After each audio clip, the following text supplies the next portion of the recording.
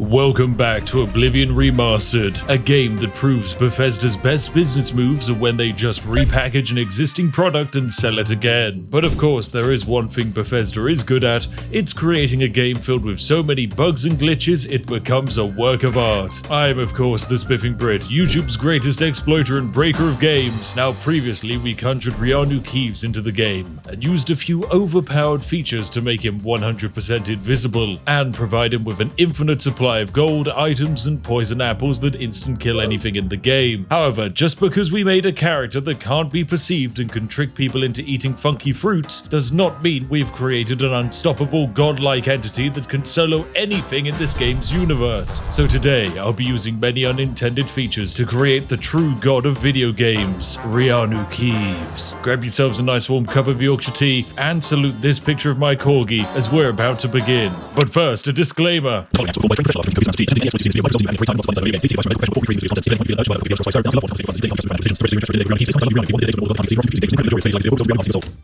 Welcome back into the game, ladies and gentlemen, where we're going to be taking Reanu Keeves from what is a invisible sausage who's relatively powerful into a being that simply cannot be stopped and will quite possibly destroy the universe. Actually, wait, why is he standing? He should sit down. Let's have a sit in this comfy chair. Yes, there we go, that's more like it. So my mission today is rather simple. If we take a look at our stats, we're relatively okay. We have a decent amount of magicka, we have a decent amount of fatigue, and an acceptable level of health. However, that doesn't mean that we can actually play this game very well. Trying to defeat various bosses is going to take forever, and there are some enemies that can't be defeated by a poison apple. Alright, let me whack this rat. Jeez, come on, I'm doing a pathetic amount of damage. I'm sorry, but sir, I am swinging Umbra, an incredible weapon, and yet it takes me a decent amount of time to kill a rat? Yeah, this is not exactly a very good sign at all. If a rat's able to put a decent dent into our hero, then we're not exactly going to be much of a hero in the first place. So yes, we need to begin our glorious adventures, and we're going to make our way to a very important area. So welcome to the lovely wintry Bruma, ladies and gentlemen. Now up there on the mountain, you'll probably notice there's a lovely big building. This is the Frostcrag Spire, an item added as a DLC into the game because people were so frustrated having to go through the entirety of the Mage Guild questline just so they could make their own spells. So yes, this building now exists. In order to make it work though, we are going to have to travel our way all the way up, which is fine because I can do this lovely little hopping technique. Yes, look at me go. I'm such an acrobat. Look at this place, a gravity-defying structure perfect for a wizard, and fantastic. Now that we've discovered it, we can fast travel here whenever we want. If we look off in this direction, this is actually Skyrim, I know. There's dragons over there, Yo Balgruff, and all of that nonsense. Anyway, right, this is Frostcrag Spire. Quite simply, in order to unlock it, you can just waltz on in, and yes, try and pick the door. Or in my case, because we exploited the lock-picking mechanic last video, I just press auto attempt once and I'm in. Now all we have to do is read this book, which tells us how to use Frostcrag Spire, and it will magically reveal what we have ahead of us. Yes, special magic. Come on, bring this wall down. Huzzah! Yes, this is the environment where all of the best game breaking takes place. If you see in this area, we have access to several key important things. The Atronak Altar for creating some very overpowered summons, the Altar of Spellmaking for making some overpowered spells, and what we're going to be using to break the game, the Altar of Enchanting. And we're going to exploit a bug to push enchantments to a level beyond even Todd Howard's comprehension. But we are going to need some mage tallow candles to use any of this equipment, and that means we're going to have to go and buy some. Stop! Oh dear. You violated the law. Oh dear, I've immediately found a guard. Serve your sentence. Okay, I can pay a fine. Oh, it's only 1,000 gold. Yeah, sure. Imperial Watchman, have my gold. Okay. So yeah, in the last video we did kill a few people and potentially get a small amount of a bounty. But a 1,000 gold bounty after murdering like 12 people feels actually pretty good.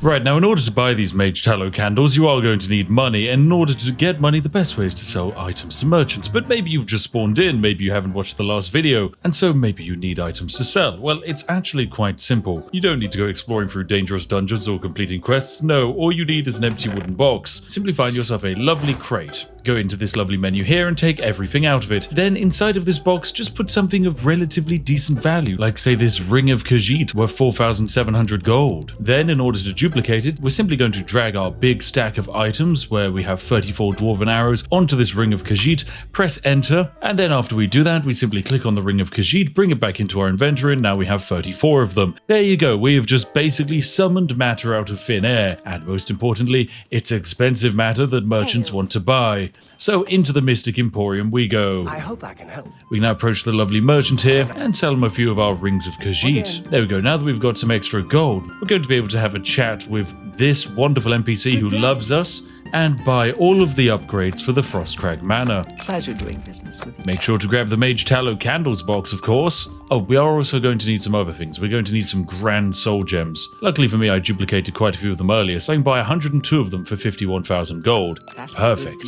We are now at the point where we're able to start executing this exploit. So all we're going to need to do is travel on back to Frostcrag Spire and get ourselves set up for a little bit of creative gameplay engineering. Now, Reanu Keeves ultimately is the most powerful entity any video game has ever seen, and we really need to have that properly represented. We need to show true power, true unstoppable prowess, the kind of which that could break any game. And the way in which we're going to do this is quite simple. Firstly, we need to get ourselves some Mage Tallow Candles deployed, and now we can actually do some enchanting. The way it works is quite simple. I can put in an item, I can then put in a soul gem of some kind, and then pick an effect to be applied to this item. For example, I could add some fire damage to this iron sword, maybe have it do an extra 100 damage every single attack. However, in our case, we don't want an iron sword. No, we want something that is significantly more flexible. This is a necklace. Necklaces are much better because you can put significantly better upgrades on them, including some pretty terrible ones, like for example, fire damage on self. We could just make a necklace that for every second we wear it just burns us slightly. What an incredible design. I'm going to create a very basic shield necklace. It is going to cost me 100 gold to create, and bam, there we go. We've enchanted ourselves a brand new item. Now, in order to actually see how this exploit is working, we can hop on into the active effects and see that I currently have a shield effect of 15%. This is because of my Lord birth sign giving me a little advantage. However, as soon as I decide to equip the shield necklace, my shield skill will actually be increased, and I'm now up to 25% shield. The problem is, as soon as we unequip this ring or drop it on the floor, the game is going to remove the effect from us. So we actually need to use an exploit that existed in the first Oblivion game to make this thing last.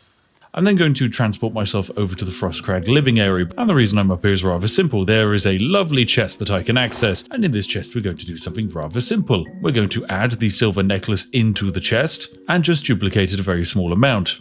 We're going to grab ourselves our poisoned apple, drop it over to the shield necklace, and just hit enter twice. This then puts the shield necklace inside of our inventory, and bam, there we go, we now have 9 of them. Now I just need to make sure I had the necklace equipped, and then I can go back into the chest and find a stack of items that has the same amount as our necklaces. As we just used the apples to duplicate the necklace, well, we may as well use the same apples again here. But now if we drag the poisoned apples across, they don't seem to transfer, and that's just another classic Oblivion bug. But the game engine still has it queued up that it needs to transfer 9 items. So now if we click on the stack of necklaces, but not the one we have equipped, the game will transfer all 9 instead of just the 8 that we had spare here. The problem was we didn't click on the shield necklace we have equipped, which means the game's code never runs the actual call to action saying that it's been unequipped. So now when we go into our magic menu and see our active effects, you can see that we're currently still receiving the 10% shield from the shield necklace without us actually wearing it. Yes, it is visibly there on our character, but trust me, it actually isn't. We can now go and equip a different necklace and we'll still keep the effect.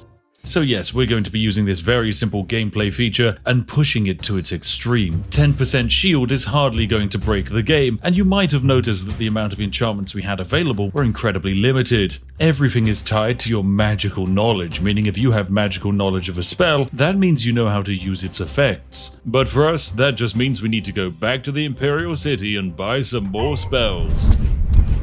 And there we go, I've collected all of our lovely ingredients so we can just really run our way back up to Frostcrag Spire. What is up with the running animations in this game? They're so goofy. But hey, we are now ready and set up for all of our various shenanigans. So if we make our way over to the Altar of Enchanting, we can see all the new abilities we've unlocked. We could potentially add a constant state of feather onto a bronze amulet for us to enjoy, or maybe something that fortifies our overall fatigue. These things are pretty useful, but they're not going to let us break the game. And the main reasoning is in order to actually apply an enchantment to something, you also kind of need to be able to use the spell spell. So that means in order to pull off this exploit, I'm going to also have to improve some of my magical abilities. Oh my goodness, Reanu Keeves, we're actually going to have to play the game of Oblivion.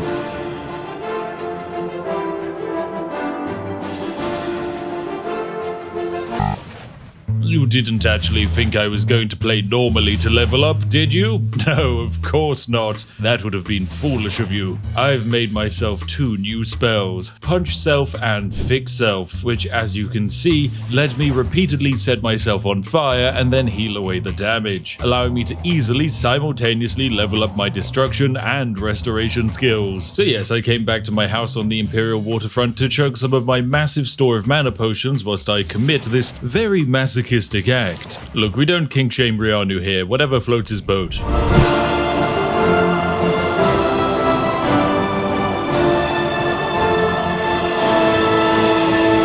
Okay, we're back, ladies and gentlemen, and we are looking better than ever, for our skills have improved. Can you tell? No, of course you can't, because everyone's value is on the inside, not the outside. So yes, when we check all of our fancy skills, you can see that we're up to Restoration level 76, and we're up to 75 in Destruction. By achieving this level, we're now able to craft enchantments and spells that actually fortify an attribute. This is where things are going to get very, very broken and very, very powerful. But in order to pull this exploit off, we're going to need a large amount of new necklaces to wear. So that means we quite simply need to duplicate our lovely bronze amulet, which we will do like so, and huzzah, we now have 34 of them. It really is that simple. So with 34 bronze amulets, we should now be ready to pull off our little exploit. For the sake of keeping my life simple, I'm going to drop down all but one of these necklaces on the ground next to me. There you go, there's 33 of them. That way we can pick a new one up every time we repeat this exploit. So first things first, which attribute are we going to be messing with today? Well, I think it's very important for someone to get around in life, and the best way to do that is with a little bit of speed. So we're going to make a new amulet and call it Speed 1. This will cost us only an amulet, a grand soul gem, and 1,000 gold. Hardly expensive. And with all of that completed, we can click Enchant. So there we go, congratulations, we've made a brand new necklace that will increase our speed by 10 points. And one little exploit later, we can now run a bit quicker. Anyway, that's our first speed necklace complete. Let's go back on up to the top, where we can now once again go over to the Altar of Enchanting, and I can pick up myself a brand new bronze amulet. Now, the only thing we have to do here is to make sure that the item we're enchanting has a different name, so we're going to call it Speed 2. And just like that, a wholly brand new original idea of an enchantment has been created. But then, disaster struck. After duplicating the second speed necklace, I realized that my speed hadn't increased to 80, no, it had remained at 70, as the original Speed 1 necklace effect had been stripped away. Does this mean that my plans of creating an infinitely statted character have been destroyed?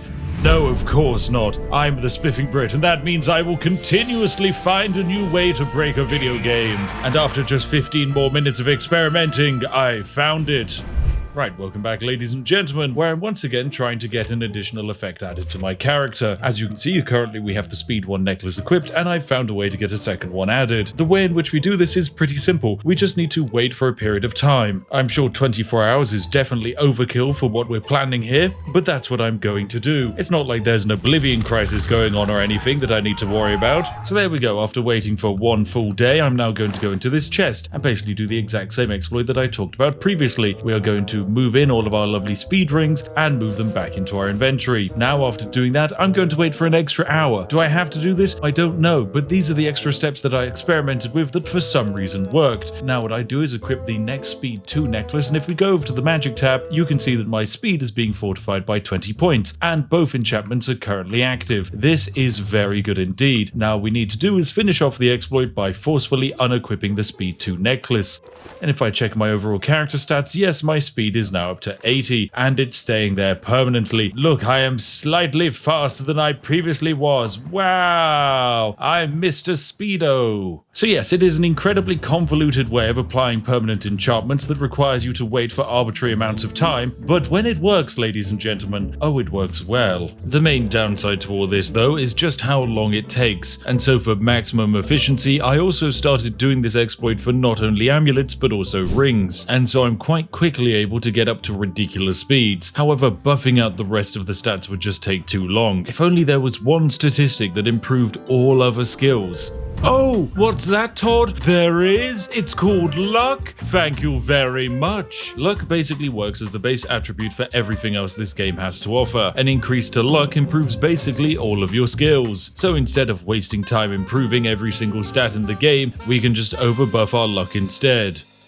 Alright, so ladies and gentlemen, I have been improving my character stats quite a bit to the point where my luck skill is now up to 301 and my speed is up to 190. Yes, Reanu Keeves is currently able to outrun all enemies in the game and run faster than most horses. I guess we can now sign him up for the anime horse scale racing game and he would easily win every time. Still, my goal today, ladies and gents, is to win the entire arena. I want to prove that we are the greatest warrior, and one of the ways we can do that with our current build is to cheese the game ever so slightly. The luck attribute in the game, of course, improves the success rate of all of your skills, but most importantly, there is a single weapon in the game that is affected by luck, and that is Mehrunes' Razor. It's a tiny dagger with a very low percentage chance of killing something instantly. However, the more luck you have, the higher the percentage chance of that thing firing. And so I mean, why create a weapon that can actually one-hit everything when instead I can create the luckiest being alive, that when using a low percentage chance weapon can in fact kill everything. Okay, I need extra health because I'm dying to just literally jumping around in a circle. We're off to Sundercliff Watch, where we will encounter an incredibly dangerous dungeon. However, if we can survive it, we will be able to get our hands on one of the most powerful weapons ever conjured. If we simply run in this direction for 1,800 steps, we are going to make our way to our destination. Luckily for me, I am now swift. Even when it comes to swimming, look at me go. Oh, look, a deer. Can I outrun the deer? Yes, I can outrun the deer. And here it is, the wonderful Sundercliff Watch has been discovered. Home to the glorious Mehrunes' Razor.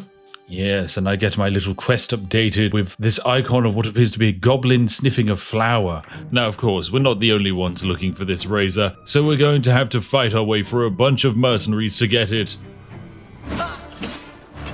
Oh, actually, all of these enemies have a surprisingly good amount of health and do a decent amount of damage.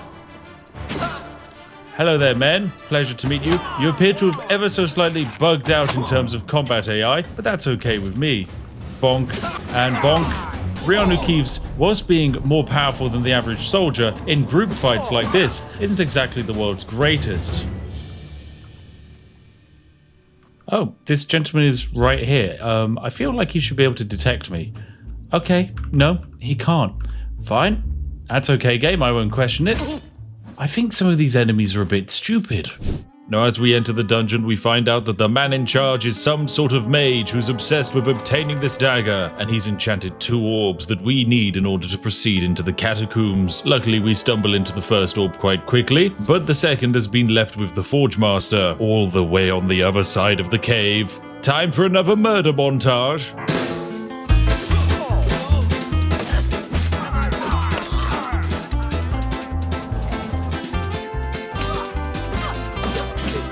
Well, it would appear that most of the Drothmeri accidentally hit each other with bows and arrows, and so end up fighting each other, which is quite fun indeed. I don't actually have to do much. They just all end up dying of their own accord. You know, seeing as I'm here to pick up Mehrunes' Razor, I might as well grab something else as well. And that is over here, yes, is it? It's the hoe. This is the special hoe. Please tell me the developers kept it in. No, it's just the regular hoe. Oh, game, come on. Okay, so in the original game, this hoe has a very unique enchantment on it that actually diseases anyone it hits. And it would seem that the developers don't like fun, for they have not included it again. What a shame. Still, my quest takes me onwards, and I might as well use this exciting new weapon to try and kill this soldier, so death by hoe. Okay, this weapon is actually terrible. My goodness, it sucks. Okay, I'm sorry, Ho, but yeah, you are useless. Maybe I'll save you for another day and I can break the game with you. Alright, so I think I've made my way through to the next objective where, hello, who we got here? It's Weapons Apprentice, who can't see me. Why can no one in this game actually process my existence? And yeah, there's just a large amount of Argonian laborers who appear to be trying to slowly punch me to death. Oh look, and it's the Forge Master. He's, I guess, the little boss of this area.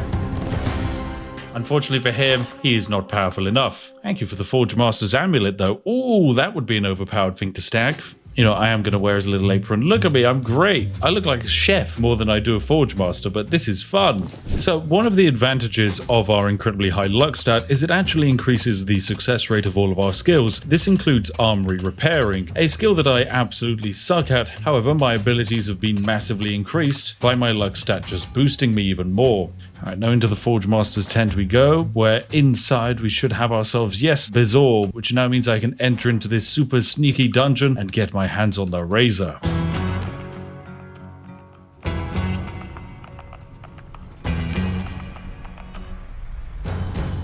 I've now entered into a lost city where some people in front of me appear to be fighting each other. Yes, it looks like potentially some vampires or necromancers.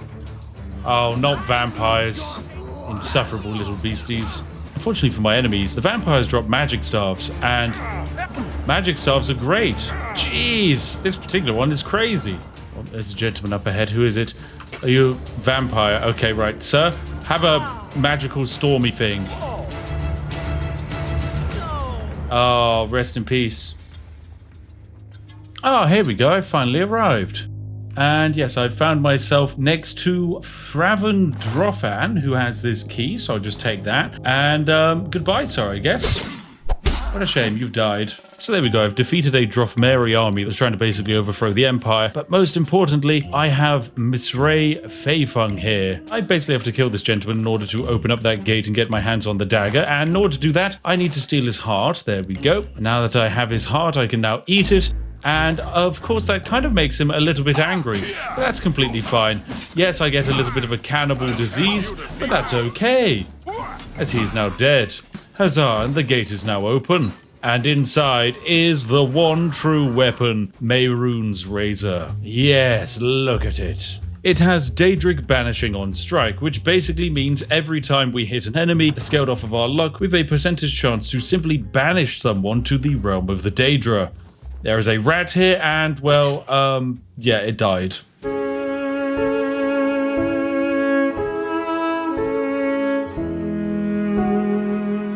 Now, the way in which you need to calculate the percentage success chance of Mehrunes Razor is to get your current luck stat and times it by 0.05. This currently gives us a 15% chance every time we hit an enemy to just wipe them out of existence. Combined with our incredible speed, that actually makes us a rather dangerous enemy. I think there's a camp here with a bandit. Yes, good, we've got a couple of bandits here.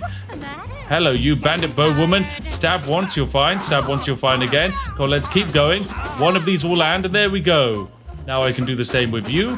And there we go. Dagon claims the soul. Now, for the poor people who die by this blade, they are never going to experience happy, joyous afterlife. No, they will only experience perpetual suffering and torment. So with my magical blade now equipped, I think it's time for me to make my way over to the arena and truly show those fools who is perfectly balanced.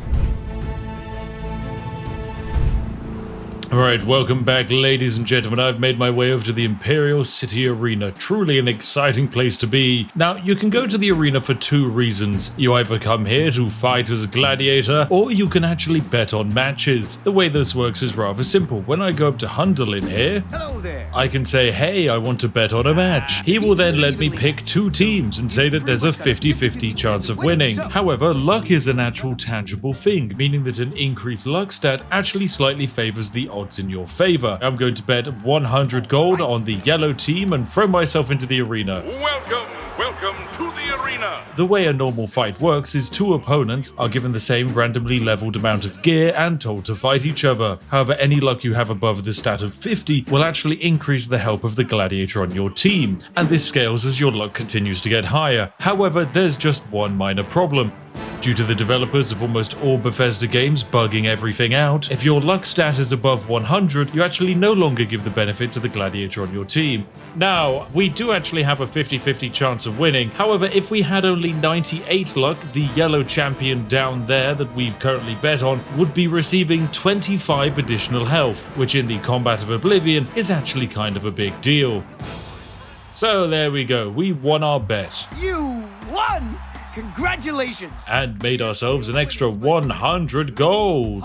Yes, we're so good. Right, now down into the arena we go. I think it's time we won on the front lines. So I'm going to speak to Owen here and ask to join the arena. Put that on. See if it fits okay. Right, so now that I'm dressed up and ready to go, I'm going to throw myself into the arena. Now, here's the thing with my fight. I'm statistically not very good at all. However, that's not going to stop me. I'm the luckiest being alive, with a dagger that can outright banish someone to hell. Let the battle begin! So we're on the blue team against the yellow team. Here's a brand new exciting combatant, and would you look at that? They're pretty decently leveled, they've got some exciting equipment, and they're even able to run rather fast. The only problem for them is that my blade has a small percentage chance of outright banishing them to a different dimension. So let's do that.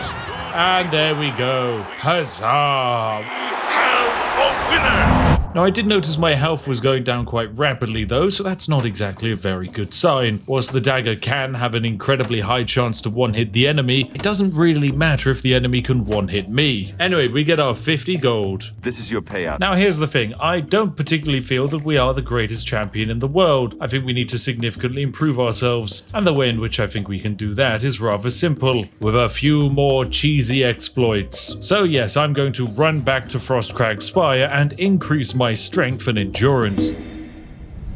Right, okay, so I've been away enchanting and I have managed to improve my stats. My strength is now up to 103 and my endurance is up to 112. Beyond strength 100, the increased damage you get just completely stops, and our endurance thankfully has raised up our health pool to a very respectable 374. Our shield magnitude is now up to 77%. This basically means it's very difficult for us to take damage. So yes, it's safe to say we're an absolute nightmare to kill. Right, I'm going to say I'm ready for a match. Let's go! Of course, with the first attack I make, there's basically a 15% chance that the enemy is obliterated, and I even made myself a new spell that allows me to go even faster than normal. So try and catch me, sir. Look at me go! Whee! Whee! Poor guy swings his sword around, I'm just already behind him. Anyway, right, I will just hit over and over again, and eventually one of these things will instantly kill them. And there we go, their soul has been claimed by Dagon. And of course, you notice my health pool basically never depleted. Right, Owen, let me into the next match, please. This next match is going to be a challenge.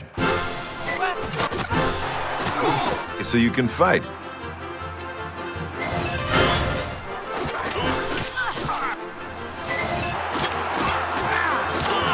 You've risen in rank.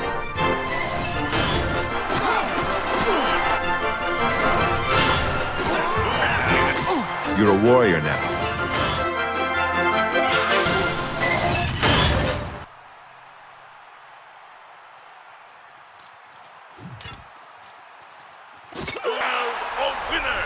And with that, we're here for our penultimate fight. First, we have to deal with the yellow team before we can challenge the champion of the arena. Now we've got to go up against 3 enemies, one of whom is the yellow team champion. I sent Porkchop the boar up to the arena to help you out. Oh, I don't want Porkchop to die, he's so good. Alright, so up into the arena we go. Here's our good friend Porkchop. Thank you for being here to save me. Right, okay, so we go in, I summon myself my scamp, and then let's go. Come on, we've got a 10% chance of one-hitting them. That's the mage one hit. Come on, now it's just the other 2. I need Porkchop to live, he's a good boy. There we go, that's the champion dead. And just the archer left. No, Archer, don't you dare kill Porkchop. Yes, we did it. That's the archer dead. We've done it. And Porkchop lived. Yes, Porkchop. And so, we finally defeated the whole of the yellow team in the arena. All of those side characters who I'm sure you grew to love are now dead. And so, we face off against the champion, who's actually too depressed to fight back. Please, just kill me. So there we have it, ladies and gentlemen. We have proven once and for all that Reanu Keeves is the greatest and most dangerous entity in the entire known universe. We have become Grand Master of the Arena. Everything is going well for us. Absolutely nothing could go wrong. Wow, you're the Grand Champion. I saw your fight against the Grey Prince. You're the best. Can I...